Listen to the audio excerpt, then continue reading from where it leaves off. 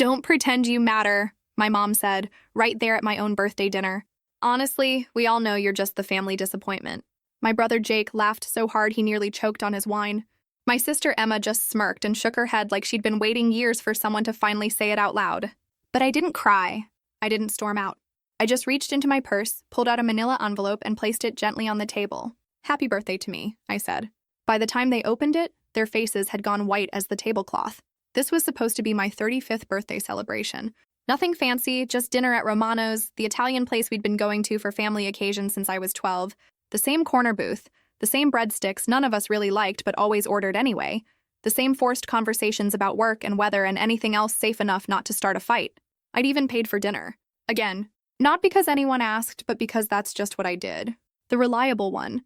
The one who picked up the check, smoothed over the awkward silences, made sure everyone felt comfortable. Even on my own birthday. My mom had insisted on inviting Jake and Emma, even though I'd specifically asked for something small. "It's family," she said.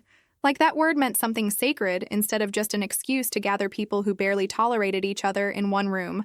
Jake showed up 20 minutes late, still wearing his gym clothes, smelling like protein powder and entitlement. He's 32 and still lives in mom's basement, but somehow I'm the disappointment.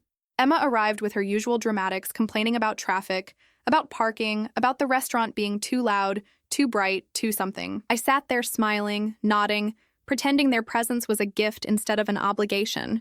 We ordered. Mom got her usual chicken marsala. Jake ordered the most expensive steak on the menu because of course he did. Emma picked at a Caesar salad and made comments about carbs. The conversation was typical family small talk. Emma talked about her latest boyfriend, a guy named Brad who apparently sells something important, but she could never quite explain what.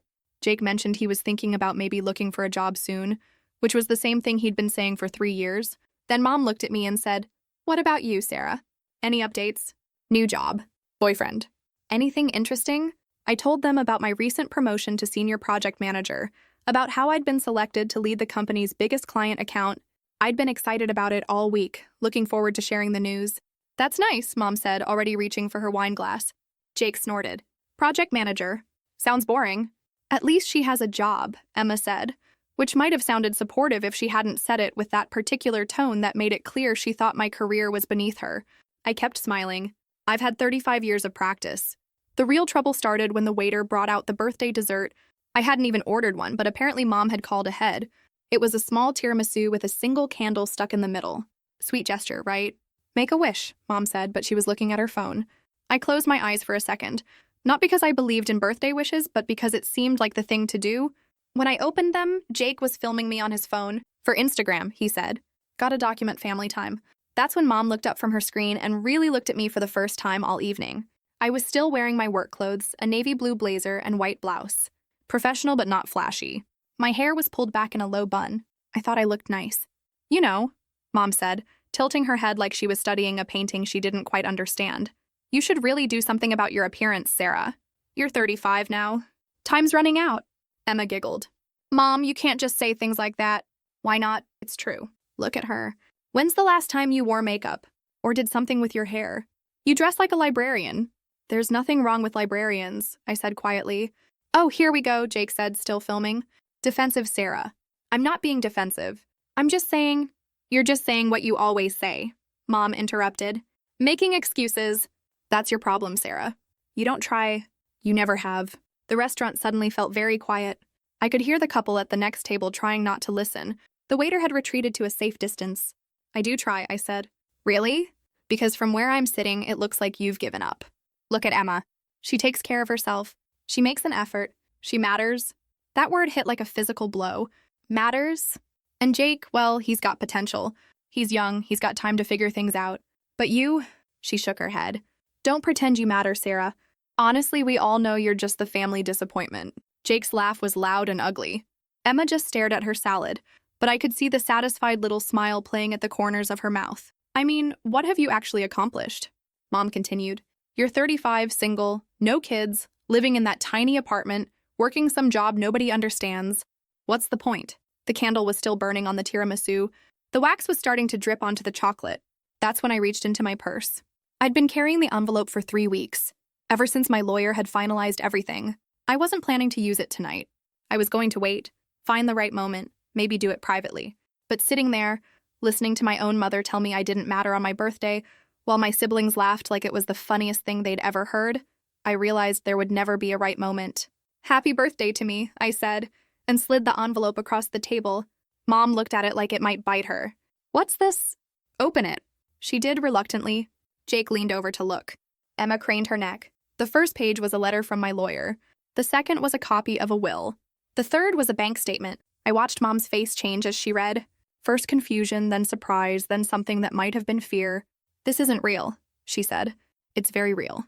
Grandma Rose left everything to you." "Everything?" The silence stretched out like a rubber band about to snap. See, here's what they didn't know. For the past 5 years, I'd been the one taking care of Grandma Rose. Not visiting for holidays or sending birthday cards, but actually taking care of her. I drove her to doctor's appointments. I helped her with her medications. I grocery shopped for her every week. I called her every single day. Mom, Jake, and Emma, they visited maybe twice a year. Christmas and Easter, if that. They'd show up for an hour, eat her food, let her give them money, and leave. But Grandma Rose wasn't stupid.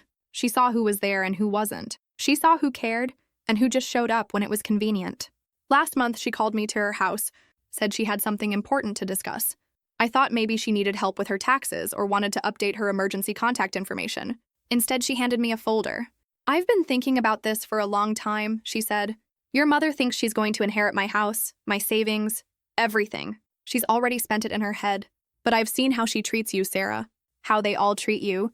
I tried to protest, to say it wasn't that bad, but she held up her hand. "I'm not blind and I'm not senile. I know exactly what's been happening. Your mother borrowed $15,000 from me last year to help with expenses. Never paid it back. Your brother asked for $5,000 for a business opportunity that never materialized. Your sister wanted money for her wedding dress, said it was a loan, but we both know better." She was right. I'd heard them talking about Grandma's money like it was already theirs. Mom had even mentioned redecorating the house after Grandma was gone, turning it into a vacation rental.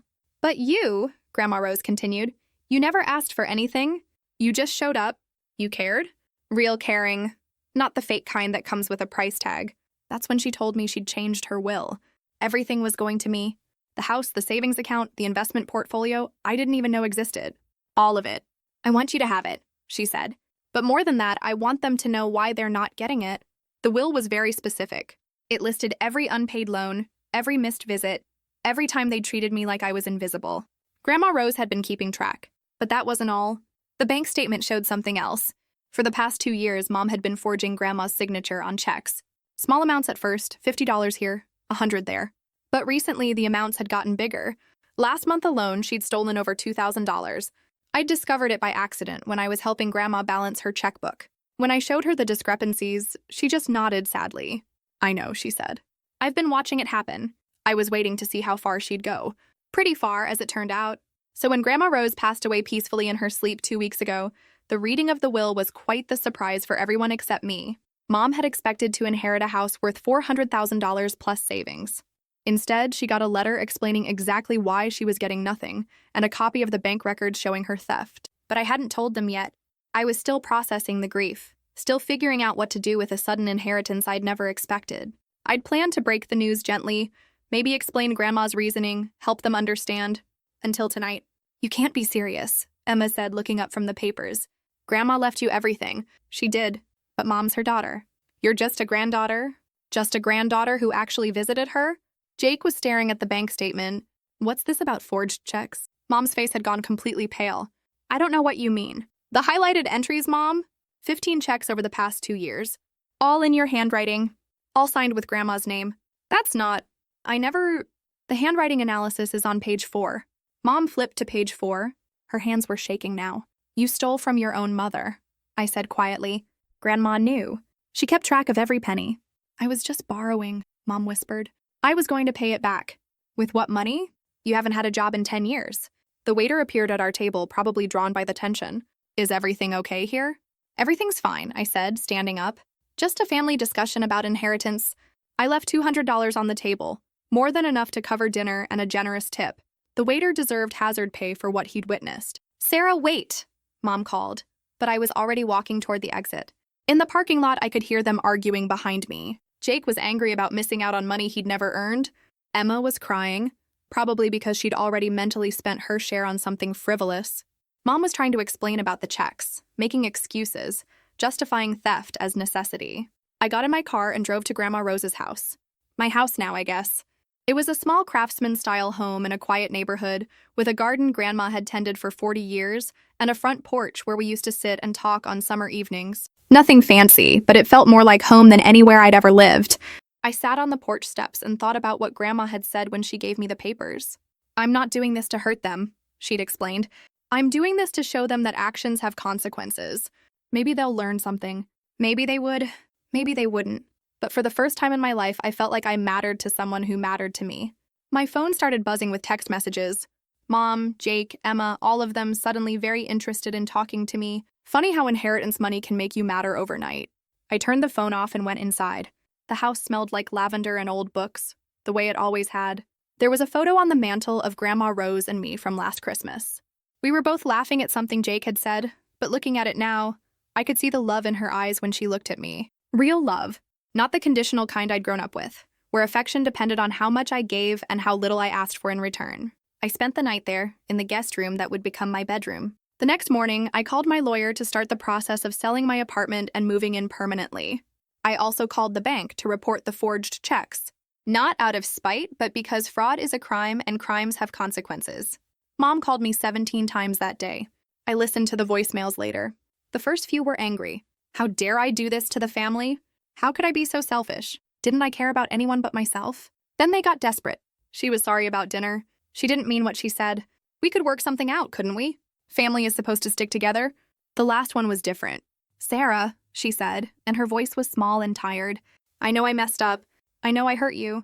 I've been hurting you for years, and I'm sorry. I don't expect you to forgive me, but I need you to know that I do love you.